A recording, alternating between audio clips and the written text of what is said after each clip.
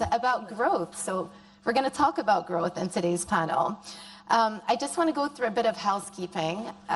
If anyone is watching on live stream, or if you are indeed watching us here in the room, feel free to tweet or X or Threads or whichever social media platform you use. You can use hashtag #SpecialMeeting24 to talk about any of the panels that are taking place today. But of course, this panel in particular, feel free to tweet about it as well. So the title of today's panel is "What kind of growth do we need?" And I just want to give you a bit of context before we launch into the discussion. One pillar or guiding principle of this special meeting is how to foster inclusive growth. So there are three pillars. One of them is how do we encourage inclusive growth? Now, the World Economic Forum back in Davos launched an initiative, the Future of Growth Initiative, on how to incorporate other factors into a country's growth profile. So not just what you typically look at to analyze how a country is doing economically, but also including other factors like the country's ability to innovate, be sustainable, be inclusive, and be resilient. So I'm happy to say that Sadia Zahidi, who I think is in the room somewhere, the managing director from WEF, is going to tell us more about this initiative right at the end of our discussion today. So we're going to pencil in just a couple of minutes to go over this Future of Growth initiative. But for now, we're going to start off our discussion. And as I said, the focus is going to be about growth. So we're going to do a couple of rounds. The first round, we're going to talk about how things are looking right now. What are the drivers of growth? How do we feel? Of course, Managing Director just back from the spring meetings. What are some of the near-term sensitivities to watch out for? And then we're going to launch into a discussion about the evaluation of the medium-term trajectory, a further analysis on the composition of the type of growth that we want to see. And so if there's one takeaway from this panel for everybody watching, the focus that we want to see is not just on the quantity of growth, but on the quality of growth. What type of growth do we want to see in the future? Right, I'm going to introduce the panelists now. No introduction needed. Kristalina Georgieva, Managing Director of the IMF. Thank you very much. His Excellency Mohammed Al-Jadaan, the Minister of Finance from Saudi Arabia, and thank you very much for hosting us. And we have Tengku Zafar bin Tengku Abdulaziz, the Minister of Trade, Investment and Authority in Malaysia. Very good welcome to you. Managing Director, I'm gonna start with you because I did mention that you're coming back from these spring meetings in the IMF, in DC rather, and it's always an interesting time to assess and take a look at how people are feeling about things. The IMF published the World Economic Outlook, and one of the lines that struck me from the report is that you say growth actually has been resilient despite many shocks. So let's just start with that. How do you see things, and what do you think are the biggest growth drivers right now?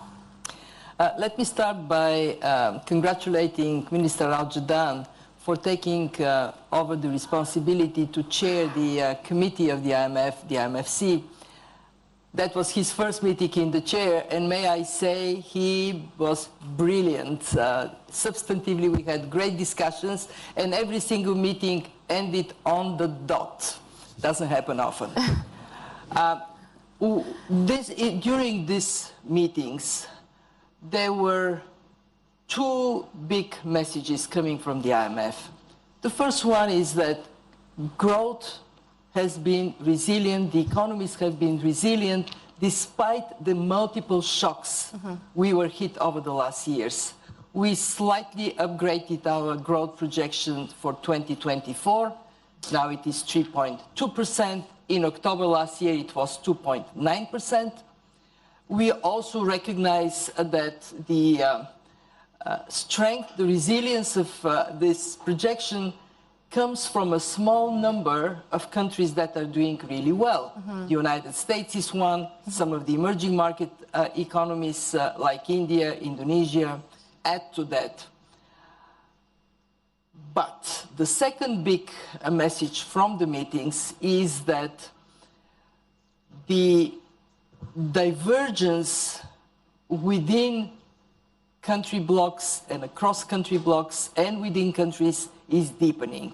What we have is In advanced economies, the United States is doing well, but the Eurozone is not. Within the emerging market economies, I mentioned India, Indonesia, actually I look at Malaysia. These are countries that are doing well. China came a bit above expectations in its first quarter, but then we have a number of countries that are facing significant difficulties. Just to mention some, like Pakistan. Egypt is doing now better, but Egypt is also faced with difficult environment. And then we have the toughest part of all, low-income countries falling dramatically behind. I want to give you a number, $3.3 trillion. This is how much the world lost because of the pandemic. In this loss, disproportionately, the low-income countries are most severely impacted. So when we look at the immediate priorities, there are three. One, get inflation in countries where it is still above target, down to target. Yes, we have achieved a lot in the fight against inflation. It is going down, but not yet gone. Second, focus on rebuilding fiscal buffers. What has happened over the last years is countries used all the ammunition they had because of COVID and the war in Ukraine and the cost of living crisis. But more shocks will come, and rebuilding fiscal buffers is a priority, yet tough when countries are also faced with the need to support the digital transformation, the green transformation, and to help vulnerable people. And three, let's find ways to cooperate more.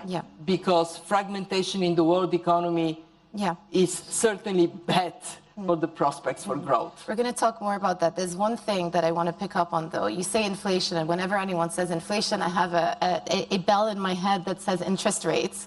And I do want to ask you about that just before we move on, because we're talking about current global growth drivers. A couple of months ago, I think the world was expecting the Fed, the U.S. Central Bank, to go for as many as 5-6 cuts this year. The market has moved firmly away from that, pricing in maybe only just one cut by the end of this year. To what extent do you think these tighter financial conditions, these tighter monetary conditions, are going to affect growth? Our panel is about growth. Not just U.S. growth, but of course, tighter financial conditions around the world are going to affect emerging markets too. It is a very significant factor.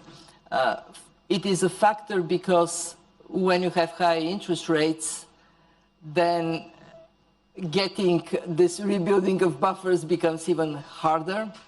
And we see higher interest rates genuinely impacting negatively growth prospects around the world. Second, higher interest rates in the United States mean that money goes there. Why take risks in emerging markets when you can put your money in U.S. treasuries or just invest in U.S.? Three, higher interest rates means also strong dollar. And when the dollar is strong, the flip side is for many currencies, that means currency depreciation. And that makes domestically fighting inflation more difficult. So for the U.S., the path towards cutting interest rates, in our view, in the view of the IMF, still remains open. We still think that we would enter 2025 in the U.S. With inflation finally down to target and interest rates finally moving towards lower levels. But let me say it as clearly as I can. Even with the start of interest rate cuts, it doesn't mean interest rates would fall down to where they were before the pandemic. So strong fiscal position, good management in all countries is a necessity. Okay, great. Well, there's lots to pick up on from there. Your Excellency, maybe let me just... I thought we agreed you will ask. maybe I'm going to give you an open question just to start. I know you put together the budget for Saudi Arabia back in December, and you had your assessment of how you thought the growth outlook was going to pan out this year. We're a couple of months in. The IMF are saying that growth has been relatively resilient despite the shocks, but of course, beneath the surface, we're seeing some divergence. How do you see things versus where we were a few months ago? First of all, thank you very much for being here, and hopefully this will not be the last visit. So definitely not. And thank you, Kristalina, for being here also, and Mr. Abdulaziz. Few things. I think globally, as we have heard from Kristalina, there are significant divergences. There are countries who are doing very well, and there are countries who are really struggling, and there are countries in between. And therefore, if we are talking globally, we need to take that into consideration, that there are differences in positions between different countries and different regions. Second, I think the world for the last 4 years have seen multiple shocks. And those like us who had planned for the longer term will need to be agile enough to make sure that they adjust course, dealing with these multiple shocks. So you need to make sure that you are not rigid. And I've always said in economic planning, there is no egos.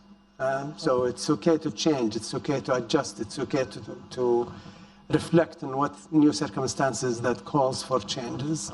And that, to me, is an advice that I would give everyone around the world, is that you need to make sure that, yes, you need the long-term plans, you need the vision, like Vision 2030. It is actually very helpful, not only for you as a government, but for the whole economy, and for the wider even region and international investor community to see that actually you have a plan and you are doubling down on implementation. But also you need to make sure that you adjust. So with inflation, with COVID and the serious supply chain disruption, and then inflation resulting from the serious also quantitative easing that happened as a result of COVID, and then interest rate hikes, and then geopolitical tensions, which are unfortunately increasing rather than decreasing. To me, geopolitical risks are possibly the number one risks if you look at the global economy at large.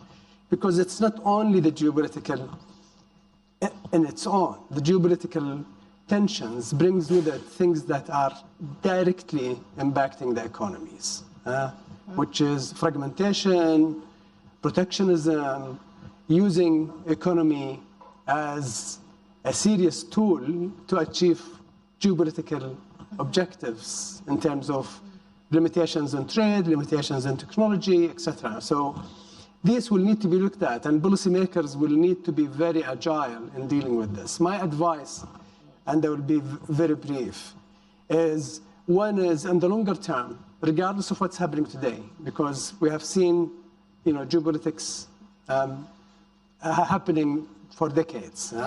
We have seen World War I and World War II and Cold War, and so you need to focus first of all on your own people and the human capital development. This is a long-term play that is critical.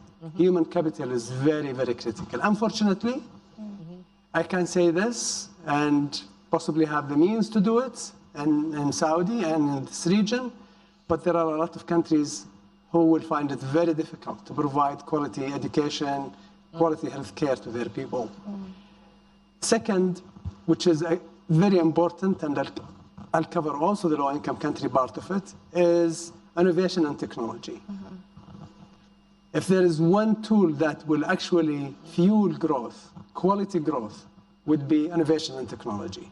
Again, there are countries who will be able actually to do that, provide the policies and have the resources to actually implement innovation and technology.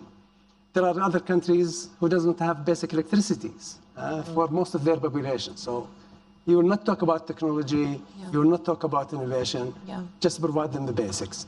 That said, multilateral institutions have a role to play in here, i.e. not leaving these countries behind, making sure that we provide the support. And in Saudi Arabia, I can tell you, our contribution in terms of aid and support is significantly more than our GDP percentage out of the global GDP.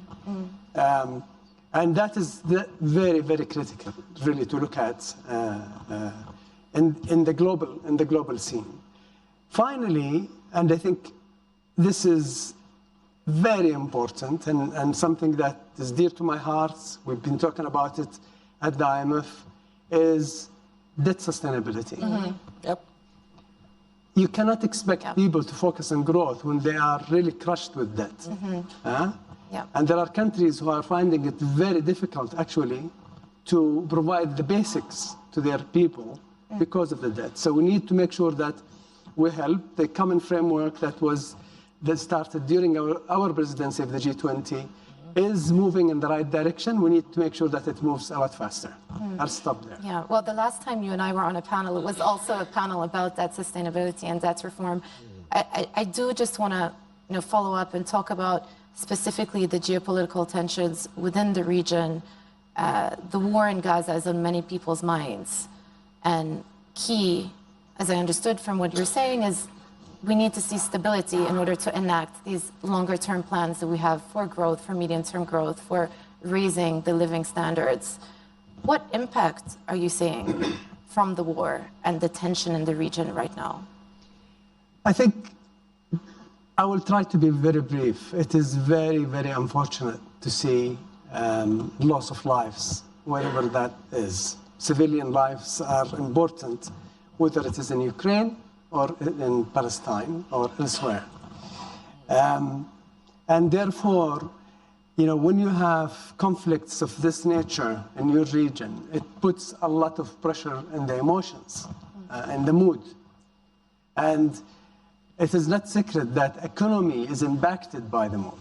Economy is impacted by perception, by sentiment. Second, I think cool-headed countries and leaders and people need to prevail. And you need to make sure that you actually de-escalate and do everything we can. In Saudi Arabia, I can tell you, for the last several years, we made it a very clear strategic objective that we de-escalate in the region. The region needs stability. The region needs really to focus on its people and its growth and its economy rather than really focusing on politics and conflicts. But overall, I am optimistic by nature, and I will continue to be. I think we need to work hard and push our friends and work with our allies around the world to bring more stability in this region, but also beyond. Yeah. Minister, I'm going to turn to you. One of the, I guess, big downward surprises to growth last year was the faltering growth out of China, the property downturn, specific to China, but also affected the region as well. So from your standpoint, just give us a sense of how these past 12 to 18 months have played out and the somewhat disappointing post-COVID recovery that we got out of China. What impact has that had on the region? Well, first of all, I'd like to say thank you to Minister Al-Jaddan for hosting us here. It's been great so far. But let me just touch a bit first on the growth that we've been talking just now. Kristalina mentioned it. I think the Minister Al-Jaddan also mentioned it. For policymakers, it's actually very difficult to strike a balance between quantity growth and quality growth, right?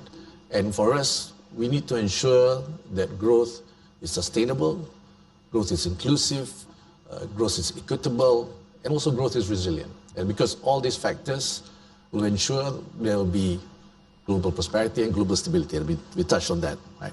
So for the region, for Southeast Asia, if you look at Southeast Asia, it has been a net beneficiary in the last couple of years. In fact, the last 4 years, you've seen FDI doubling because of the flows. I mean, why?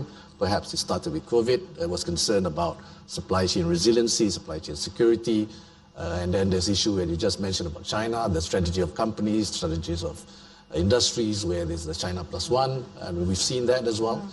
And ASEAN being very neutral in many of its position, has been attractive for many institutions and companies to relook at strengthening their supply chain. Right?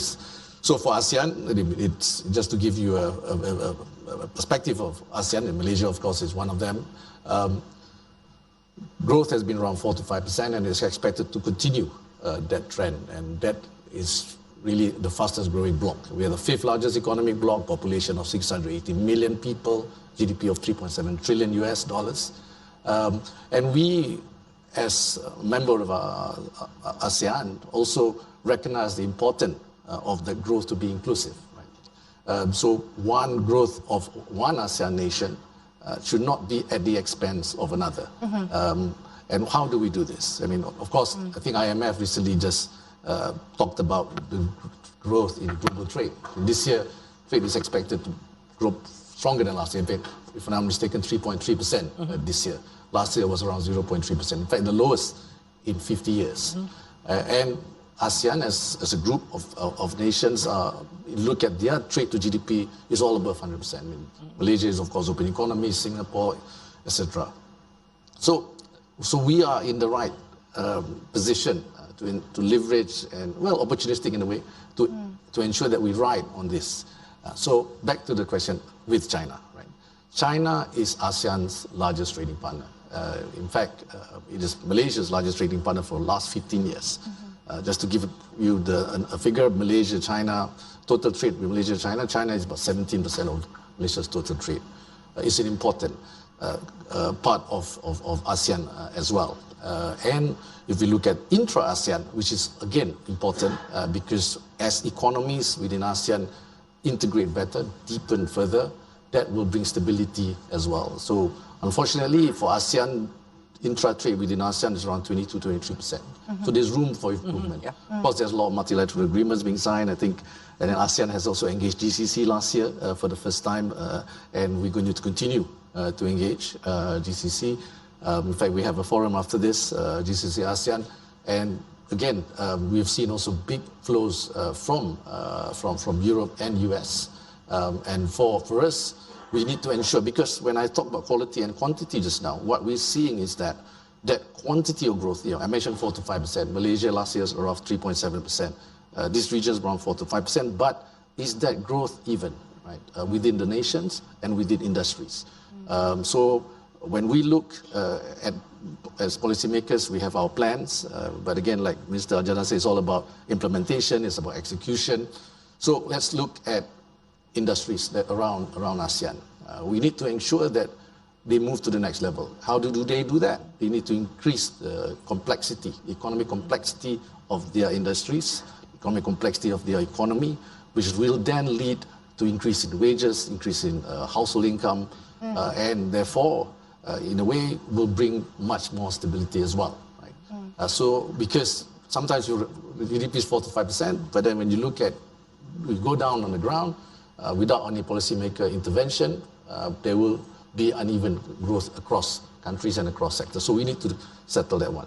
The other one, I think you mentioned about technology innovation, that's going to be key for the region as well, because to ensure that, from a perspective of Minister of Trade, not only physical infrastructure is important, but also digital infrastructure. Again, some countries are in a stronger fiscal position, and as you mentioned, we were also affected by COVID, given the fiscal space at that time was utilized quite fully, in fact, by some nations. You see the debt to GDP of many countries has gone up quite considerably, but growth is going to be key to alleviate, to mitigate that impact. So to me, we need to ensure the economies continue to grow, that the growth definitely must be more even, sustainable, and finally, like it or not, the region also needs to ensure that to achieve sustainability, you need to also embrace the green economy. So this is where ASEAN, again, are investing a lot in this, and with China and with Europe, with US, we I mean, if you look at China and US, it's already what, nearly half of the world's GDP, right? Yep. So ASEAN will have to work closely with both powers, and of course Europe and the rest of the world as well. Great. Thank you. Well, I think you may have slipped in the term geo-economic fragmentation, or maybe it's just imprinted on my mind because I've attended many of these IMF meetings, but I am going to go there. I know you've done a lot of work on it. Geeta also has spoken about it a lot. But there is one of the themes that has emerged in the last couple of years is there is a tendency now for economies to become more protectionist. There is a feeling that, at a state level, you want to bolster the national economy at the expense potentially of trade with some of your close allies. And you see it in the US with the Inflation Reduction Act, you see it in China with the push for the transition. The state is playing an ever increasingly large role in terms of driving economic activity. And I just wonder, if you look about it again through the lens of growth, because that's what our panel is about, whether ultimately this is a good thing. Is this going to lead to the growth outcomes that we would like to see?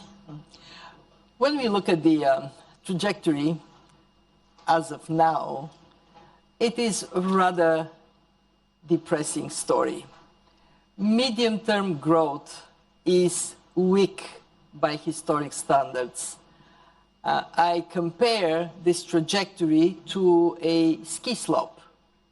So we expect, if the previous decade average growth was 3.8%, we expect this decade growth to be around 3%, much lower than before. Why is this happening? It is happening for two broad reasons. One is not enough productivity to lift up growth. In fact, we did some analysis. It says half of this slowdown in productivity is productivity is half of the reason why we have this slowdown of growth in advanced economies and big emerging market economies. Almost all of the slowdown in low-income countries. Investing in people, investing in innovation, this is a must if we want to see productivity coming up. The second reason is geo-economic fragmentation. Our analysis shows that if we bring the power of trade and access to finance in a more open and inclusive manner, by the end of the decade, global growth can go up by 1.2%. In other words, all this growth lost from the previous decade can come back. Would it happen? It depends very much on the way in which we approach the question of security of supplies that is genuinely one policymakers are wrestling with. COVID and the war in Ukraine told us that relying on single source for your supplies is potentially catastrophic, that diversifying the supply chains is a must, that some redundancy in supply chains is a necessity. The question is, are we going to do what is necessary and not more, or we would go further? And at this point, the indications are troubling. We have seen over the last years trade restrictions quadrupling. And when we analyze industrial policy measures, 2,500 of those have been taken over the last years. 17% of them are trade disrupting, negative for trade measures. So we have industrial policy that may be justified because you want to accelerate decarbonization. That was the logic behind some of the measures today, yes. But are you doing it wisely? And the jury is not out. The jury has pronounced itself. We're going too far in that direction. So what do we do at the IMF? What we are doing is we are providing the analytical underpinning for decisions that would strengthen supply chains, that would bring some of the benefits of industrial policy. Let's remember, industrial policy is justified when there are market failures, and the state steps forward to correct them. But please don't do more than it is necessary. Why? Because then what we end up with is misallocation of resources, of capital and labor. And when that happens, guess what? We're poorer. So I appeal to rational decision-making that recognizes no more we can bring that notion of just in time as the only one. No more we can look only at cost considerations when we design supply chains, but don't go overboard. Don't throw this beautiful trade baby with the bath water. Mana, may I comment? I think this is actually very critical. Two things actually to note. One is there is a very heavy price for fragmentation that is going to be paid by everybody around the world, which is inflation. Fragmentation means redundancy, means inefficiency, which means higher cost. So it's not about competitiveness and who's the cheapest will be provided to the world, but rather really through protectionism you will get actually more expensive, more inefficient industries being protected, which means really inflation. Yeah. And then you get into this vicious cycle. The second is, obviously we need, as Kristalina said, we need to de-risk, the supply chain, but then there is a big difference between de-risking supply chain and then using it as a geopolitical tool, really, to hurt your opponents. I've said in the previous WEF meeting, and I think in our IMF Marrakesh meeting, that I was, and I have continued to be optimist. I think countries are feeling the pain of actually fragmentation. I hope wisdom would prevail and they will correct course, because unfortunately what we are seeing even until today, as we speak, more negative actions being taken that are really not economically driven to de-risk, but rather driven by politics. I want to ask you a Saudi-specific question, because we're here, we talk about the Saudi 2030 vision, and of course that's a very good example of a medium-term growth plan. And a big part of that, the pillar, is bolstering the non-oil economy. And if you look at the numbers last year, of course, Saudi Arabia went through a challenging year economically, but the non-oil sector was the outperformer versus the oil sector. Have you had to reassess the medium-term plans because of the factors that we were talking about earlier? And you said, there's no ego with your planning. When the facts change, you obviously have to change your plans as well. Have you had to, say, mark to market your expectations of what you can achieve with the Saudi 2030 vision?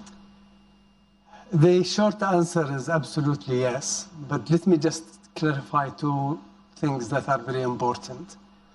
Vision 2030 is about actually the non-oil GDP. And to the point of His Excellency about quality and quantity, Saudi Arabia is able, and was able last year, to make the growth 10% GDP. Literally. And I'm not exaggerating, okay? We produce 9 million barrels a day of oil last year. We could have actually put the accelerator on and produce 10. That will give us about 8% GDP growth. And we could have even accelerated more and produced 11. And that will give us 15% GDP growth. And if we wanted to accelerate more, we have the capacity to produce 12. 12, that's the maximum. And that will give us 25%. And I can make this year on year 10% for the next 5 years. But this is not a quality growth. This is quantity growth. Okay? What is important for us is the non-oil GDP. The non-oil GDP has actually, even last year when we saw our GDP, total GDP, almost flat, almost zero, actually non-oil GDP grew at 4.4%, which is very healthy compared to the world. So that is really the focus. Vision 2030 about empowering private sector, which is a point I missed on the first point you asked. Private sector enablement is key in any plans that you put forward. The government role is to be out of business. The government role is to make policies to enable the private sector, but not to actually do the business. It's the private sector business. And if you are able to do the right policy structure, you will enable the private sector, you will actually have sustainable, more inclusive growth. That's what Vision 2030 about, and I can tell you halfway now, we are actually very pleased. We are not complacent, but we are very pleased with what was achieved. And I think the report was, the half journey report was announced yesterday or the day before, where actually 87% of the targets are on track. A lot of targets have been over-delivered. There are challenges, obviously, and this is why I said we don't have ego. We will change course, we will adjust, we will extend some of the projects, we will downscale some of the projects, we will accelerate other projects. Well, we don't want you out of business because then I won't be able to talk to you. He will be then doing the business of government. Exactly. Facilitate private sector's growth. Absolutely. Can I expand a bit about Of course. what Kristalina said about trade? Because when I was in Abu Dhabi, the MC30, the WTO meeting, many talked about this year will be slightly better, more optimistic about things, but at the same time, there is concern about, yes, geopolitics is definitely an issue being used as, technology security, etc., but also about non-tariff barriers under the name, under the pretext of sustainability. There will be socio-economic impact if that transition towards sustainability using trade parameters, where, for example, a country that may not be ready to meet the conditions of sustainability through capacity issues, not just monetary issues, but you need capacity building at the same time, then you will see that that growth that we're talking about today will not be an inclusive one. So I think when, for Malaysia, we have 14 bilateral and multilateral FTAs. So we are, in many of those discussions, and we are seeing that sometimes we need to be very careful. You talk about, yes, supply chain resiliency, supply chain security, and therefore you have in fact, sometimes very explicitly trade barriers, but the non-trade barriers also increasing, right? And this will affect the quality of growth that we want to see, because we are seeing more and more countries, especially developing countries and LDCs as well, are finding it difficult to meet those standards, and it will have an impact to them. I'm not saying that they shouldn't aspire to meet, but I think the transition to meet that standards has to be done equitably. And you need, again, the more developed nations to be also participating in this. I've got a couple of minutes before... Just one addition to that point. It is a slippery slope. Once a measure is taken by one country, history says 75% probability, reciprocity from other countries. So where do we end? In a very bad place.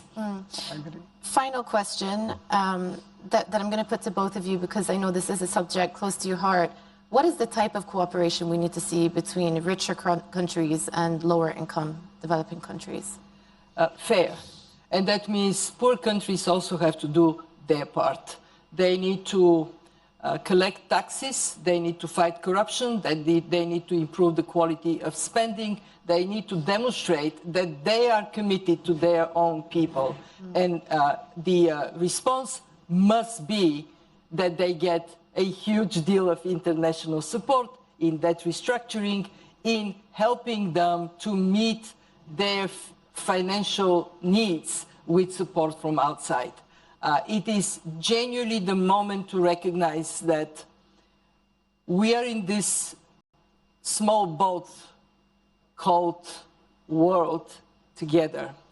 And we cannot say, the rich countries cannot say to the poor, oh, you know what, your side of the boat is leaking. We would all sink. Well said, Kristalina. I would not have said it better. I think a few things. One is there is a promising, I can tell you, there is actually a promising trajectory in empowering multilateral development institutions like the IMF and the World Bank. And what is even more interesting and helpful is there is a significantly better coordination and cooperation between them. And I've seen it firsthand recently, where they actually almost have a task force collectively to help individual countries that are in need. And I've said this before, and I will repeat it again. Without an extensive reform, without countries who are recipients of the support doing their part, as Kristalina said, I think we will just be putting good money after bad. So we need to make sure that we encourage them, not only with providing financial support, but also technical support and making sure that we develop their own people to actually do the right thing. Second, I think this is very important. We should avoid forcing them to make a choice between, two countries or two groups of countries. I think it is very difficult to go to Africa and say, listen, if you want us to help you, you need to stop dealing with China. Or if you want us to help you, you need to stop dealing with the G7 or the US. That is not a fair choice to put before them, because they need all the help they can, whether it is from the south or from north. And I think we are seeing actually a better way of approaching this now, although I think we can look for more. Yeah. Well, that's a good place to leave it. We've gone through a lot already on this panel about the now, the future, geoeconomic fragmentation, some of the barriers that are going up. I think we all agree that too many barriers is not a good thing, could be inflationary, and the importance of cooperation. I started off this panel by saying that we're going to end with a couple of minutes from Sadia Zahidi, who's the Managing Director of the World Economic Forum, to talk us through the initiative, the Future of Growth initiative. But before we do that, I just want to thank the panelists so much. I really enjoyed this discussion. Thank you, Managing Director, Your Excellencies. Really appreciate it. Sadia, the floor is yours. Thank you very much, Jumana, and thank you so much to all the panelists for this very rich discussion, and really the right one to get us started for the next 2 days of conversation here in Riyadh. We kicked off in Davos the Future of Growth initiative. It's a 2-year set of work, and there are 3 ways that we invite you to get involved. One is the data that is helping provide a dashboard for countries to look at both quantity and quality measures. You can download that here in this room and continue to stay involved in that conversation. No data is perfect, but we're trying to get that conversation started. The second way is the global conversation around what should be the right framework for looking at quantity and quality growth. Please join the Growth Consortium them. Please join the dialogues on that. That will continue over the course of the next 2 years at every activity that the World Economic Forum will be holding. And then the third way is country-level dialogues, because there is an element of that that has to be customized, and we will be kicking off with at least 5 countries this year, country-specific dialogues, and more to come over the course of the next year. So thank you again to all the panelists for the conversation, and please join this 2-year initiative. Thank you.